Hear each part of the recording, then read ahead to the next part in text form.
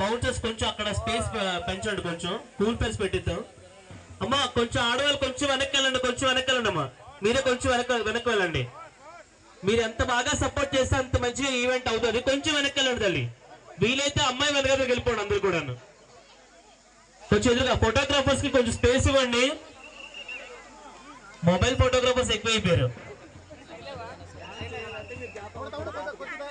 okay నాకు